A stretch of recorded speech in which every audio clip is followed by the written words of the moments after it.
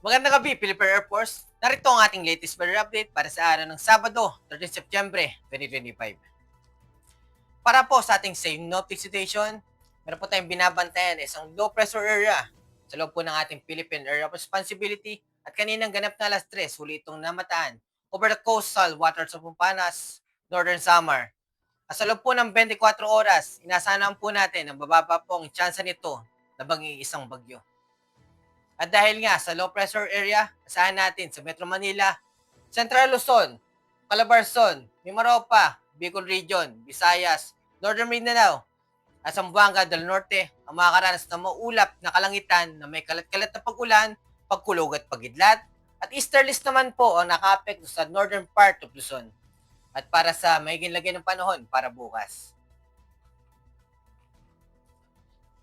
Pagdating po sa Metro Manila, Central Luzon, Calabarzon, Mimaropa, Bicol Region,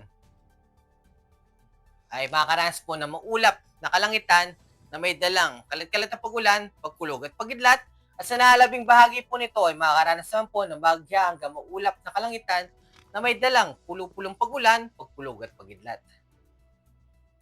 At pagdating naman po sa Visayas, Zamboanga del Norte, Cagayan at malaking part po ng Mindanao ay makakaranas ng maulap na papawirin na may dalang kalat-kalat na pag-ulan, pagkulog at pagidlat. At sa nalabing bahagi po nito ay makakaranas po ng bahagya hanggang maulap na papawirin na may dalang pulupulong pag-ulan, pagkulog at pagidlat.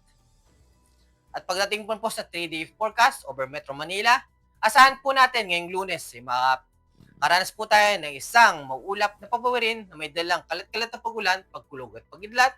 At pagdating po ng Martes hanggang Miyerkules, asahan po natin na kahit paano may pagbabago na may bahagya hanggang maulap na papawirin na may dalang pulupulong pag-ulan, pagkulog at pagidlat sa nasabing mga araw. Ganon din sa Cavite, Angeles, Lipa.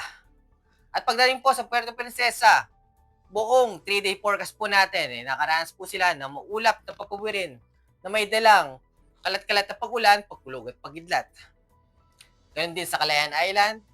Pagdating po sa Lapu-Lapu, pagdating po ng Monday, makaranas po tayo ng maulap na papawirin na may dalang kalat-kalat na pag-ulan, pagkulog at pagidlat. At pagdating po ng Tuesday hanggang Wednesday, makakaranas naman po ng bahagya hanggang maulap na pawirin, may dalang pulupulang pag-ulan, pagkulog at pagidlat.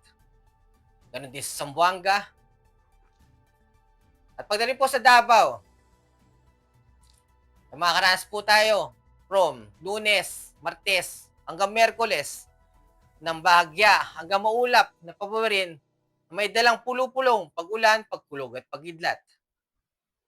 At ang ating astronomical information, pagdating po ng paglubog po ng ating or sunset natin ng 17:59 at pagdating po ng pagsikat ng araw natin from 05:45.